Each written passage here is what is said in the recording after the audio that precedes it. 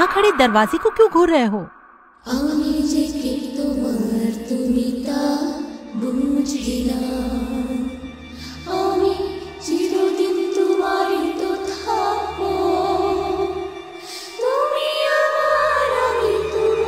रिया पता नहीं क्यों पर दरवाजे के पीछे से किसी लड़की की दर्द में गाने की आवाज आ रही है। विवान, ये तुम्हारा वहम है और कुछ नहीं।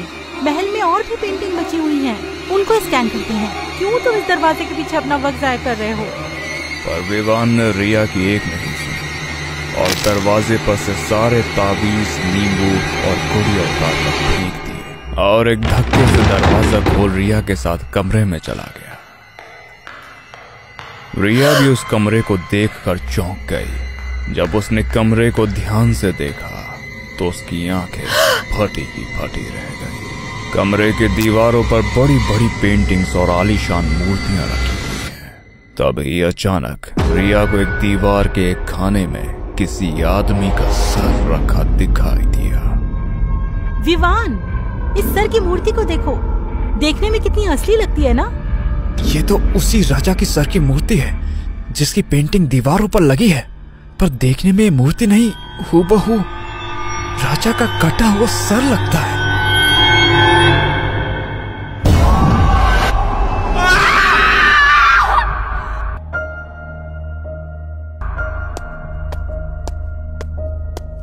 अरे कहाँ मर गए सबके सब?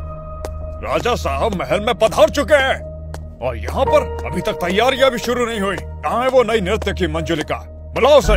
राजा साहब आज शिकार करके थक चुके हैं, मंजुलिका ही उनकी सेवा के लिए जाएगी। पर सेनापति साहब वो तैयार होने को राजी नहीं है, बल्कि उसने तो सिंगार का सारा सामान भी तहस नहस कर दिया है। इतनी ही गर्मी है तो उससे बोलो कि राजा साहब के सामने दिखाए, मेरे सामने नहीं। कहाँ है वो? क्या तमाशा लगा रखा है तुमने? लगता है इतनी मार खा के भी तुम्हें अकल नहीं आई। अरे अपने बारे में ना सही, कम से कम अपने परिवार के बारे में सोचो।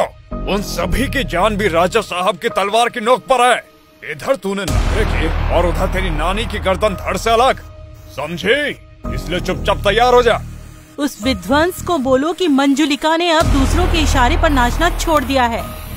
खबरदार मंजुलिका, अगर तुमने अपनी गंदी जुबान से राजा साहब का नाम भी लिया तो तेरी जुबान से तुझे फांसी ना लगा दी तो मेरा नाम भी सेनापति वीरभद्र नहीं है। मेरी तो सिर्फ जुबान गंदी है, मगर तेरा राजा विध्वंस वो तो पूरा का पूरा गंदा है। मुझे पाने के लिए उसने पूरे गांव को जिंदा जला दिया और अब मेरी नानी को मारने की धमकी देकर मुझे नाचने को कहता है। सेनापति वीरभद्र, तुम्हारा राजा बूढ़ा हो गया, किसी काम का नहीं रहा वो। मैं तो कहती हूँ उसके सोने के बाद तू आ जाया कर मेरे कमरे में। कसम से खुश ना कर दिया तो मेरा नाम मंजुलिका नहीं। मंजुलिका की बात सुनने के बाद सेनापति वीरभद्र गुस्से से तिलमा उठा। वो मंजुलिका को मारने उसकी तरफ बढ़ा ही था कि तभी किसी की आवाज सुनाई दी और सेनापति वीरभद्र के कदम वहीं के वहीं रुक गए। अरे वीरभद्र, इतना भी नहीं समझते? यही तो वो चाहती है कि तुम उसे मार डालो और उसे जिंदगी और मुझसे हमेशा हमेशा के लिए आराम मिल जाए। आ गया तू? कसम से बड़ा ही बेशर्म किस्म का इंसान है तू। इतनी बातें सुनने के बाद भी अपना मुंह उठाकर रोज रात को चला आता है मेरे पास। अब क्या करे मंजू, तेरी जवानी मुझे जीने नहीं देती और मरना मैं चाहता नहीं हूँ। इसीलिए रोज आता हूँ तेरे पास ताकि खुद को जिंदा रख सकूं, तुझे तड़पा सकूं, तुझे तकलीफ दे सकूं। वो क्या है ना, जब तक खूबसूरत चीज पर दाग ना लगा हो वो खूबसूरत ही रहती है, नायाब नहीं होती। ये कहते हुए राजा विध्वंस जबरदस्ती मंजुलिका के गालों को छूता है, फिर धीरे धीरे उसे गुस्से से मसलने लगता है। मंजुलिका को ऐसे दर्द में तड़पता देख राजा विध्वंस की आंखें चमक उठी। उसे मंजुलिका को दर्द से कहराते देख मजा आ रहा था। चल तू भी क्या याद रखेगी? किसी दरिया दिल राजा से तेरा पाला पड़ा था। जा, आजाद कर दिया तुझे। बस आज आखिरी बार दिल खोल कर मेरी महफिल को रोशन कर दे, उसके बाद मैं तुझे हमेशा हमेशा के लिए आजाद कर दूंगा। अब मैं भी अपने प्रेमी के साथ खुली हवा में सांस लूंगी, अपना परिवार बसाऊंगी। राजा विध्वंस अपने सिंहासन पर बैठा हुआ, उसके मंत्री भी और प्रजा से पूरी सभा सजी हुई है। सबके मन में मंजुलिका का नृत्य देखने की लालसा कि तभी मंजुलिका पूरी तरह श्रृंगार में डूबी किसी अप्सरा की तरह लग रही थी। मंजुलिका का रूप देख प्रजा में बैठे लोगों के मुंह से हवस की लार टपक रही। नृत्य शुरू किया जाए। राजा विध्वंस के आदेश पर चारों तरफ ढोल नगाड़े बजने चालू हो गए, जिसे सुन मंजुलिका भी धुन पर थिरकने लग गई। वो पूरी सभा में झूम झूम कर खुले दिल से नृत्य कर रही थी और वही गाना भी गा रही थी जो कि वो अपने प्रेमी के लिए गाया करती थी।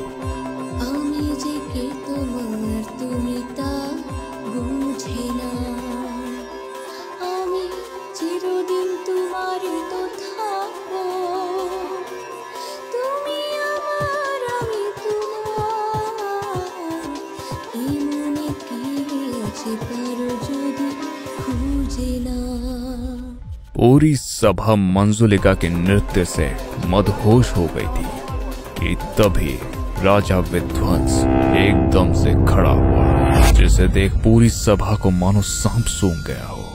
सबके सब एकदम से शांत हो गए।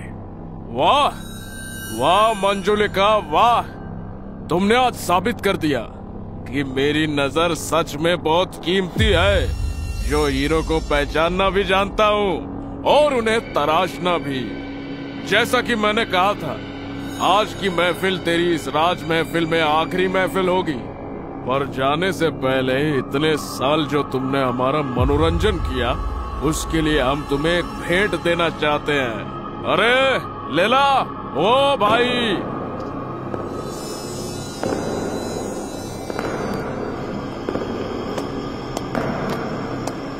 ये लो मंजुलिका, हमारा तोहफा। उम्मीद है तुम्हें बेहद पसंद आया है।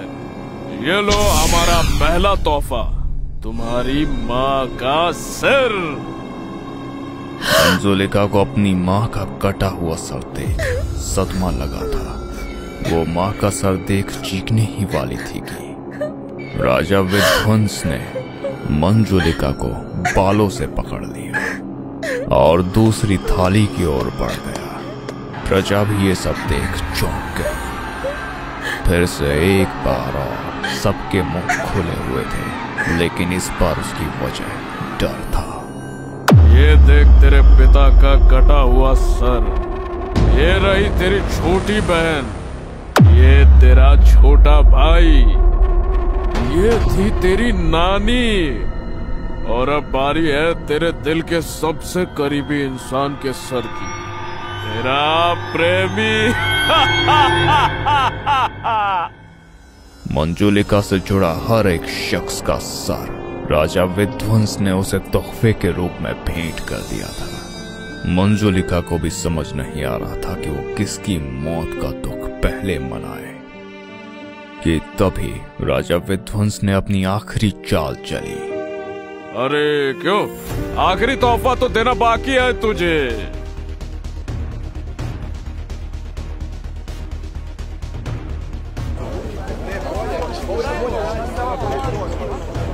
पर मंजुलिका तो अपने सर की मूर्ति देख जोर जोर से हंसने लगी थी। मैं जानती थी तू मेरे साथ ऐसा ही करेगा, लेकिन याद रख विध्वंस, मैं जो तेरे साथ करूंगी उसे दुनिया सदियों तक या। इससे पहले मंजुलिका अपनी बात पूरी कर दी, राजा विध्वंस ने एक झटके से मंजुलिका का सर धड़ से अलग कर दिया।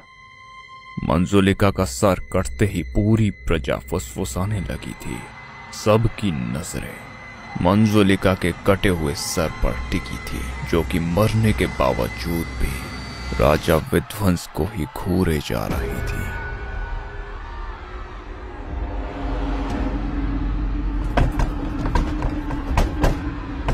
मंजुलिका का गीत सुन पूरे महल में अफरा तफरी मच गई। चारों तरफ लोग मंजुलिका के डर से भाग रहे थे। मंजुलिका भी अपने हाथ में अपना ही कटा हुआ सर लेकर गीत गाते हुए राजा विध्वंस के कमरे की ओर जा रही थी, और जो कोई भी उसके रास्ते में उसे रोकने की कोशिश करता, मंजुलिका अपनी नजरों से रोशनी का वार करते ही उस शख्स के टुकड़े कर देती। मैं आ गई राजा विध्वंस। देखो, तुम्हारी मंजुलिका तुम्हारे पास आ गई। अब भी मुझसे गुस्सा रहोगे मेरे राजा? मंजुलिका की प्यार भरी बातें सुनने के बाद जैसे ही राजा विध्वंस ने अपनी आंखें खोली तो उसकी आंखें फटी की फटी रह गई। उसके सामने एक बिना सर का धड़ था, जिसका सर धड़ के हाथ में लटका हुआ उससे बातें कर रहा था। राजा विध्वंस इससे पहले कि कुछ समझ पाता, मंजुलिका राजा विध्वंस के अंदर ही विलीन हो गई और उसके पूरे शरीर पर कब्जा कर लिया।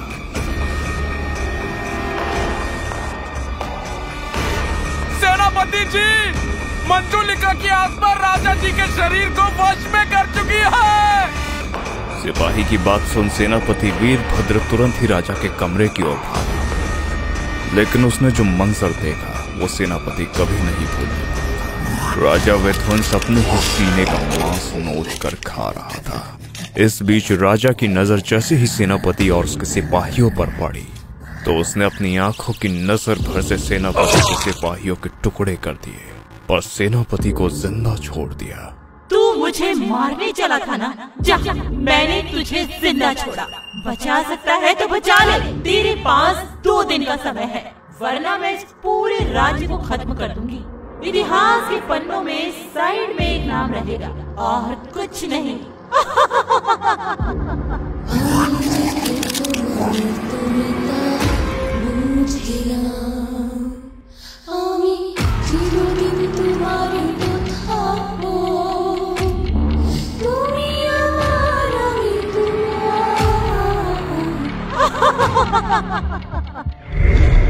बाबा, उस मंजुलिका के नाम से सारा राज्य डरा हुआ है।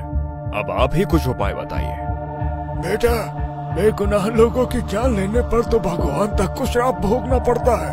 मंजुलिका तो फिर भी एक आत्मा है। तुम ना उसे उसका बदला पूरा करने दो, फिर वो अपने आप तुम सबको जिंदा छोड़ देगी। इसका मतलब तो राजा विध्वंस को मरना ही होगा। हाँ बेटा, राजा विध्वंस को मरना होगा और उसे तुम मारोगे, वो भी तुम्हारे खुद के हाथों से। और तुम्हें उसके जिस्म के 7 टुकड़े करने होंगे, जिनमें से 4 को चारों अलग अलग दिशाओं में दफनाना होगा और बाकी के 3 टुकड़ों को आग, पानी और जमीन में विलीन करना होगा। तभी मंजुलिका की आत्मा को काबू किया जा सकता है।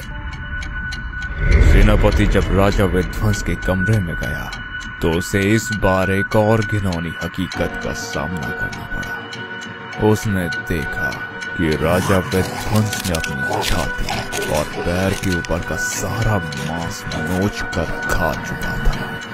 राजा जी, हो सके तो मुझे माफ कर देना, मासूम प्रजा का सवाल है। इतना कहकर सेनापति राजा विध्वंस के जिस्म के साथ अलग अलग टुकड़ों में काट डालता है और बारी बारी से राजा के जिस्म के टुकड़ों को बोरे में भरने लगता है। मंजुलिका, मैंने बहुत कोशिश करी कि तुम्हें सोने के पिंजरे से आजाद कर सकूं, लेकिन मैं बुरी तरह से नाकामयाब रहा। लेकिन तुमने अपनी आजादी खुद ही ढूंढ ली। काश तुम्हें जिंदा रहते हुए तुमसे यह सब कह पाता। लेकिन मंजुलिका, मैं तुमसे प्यार करता था, करता हूँ और करता रहूंगा। और ये सब इसलिए कि इतिहास तुमको याद रखे और शायद इस बहाने मेरा भी जिक्र हो जाए।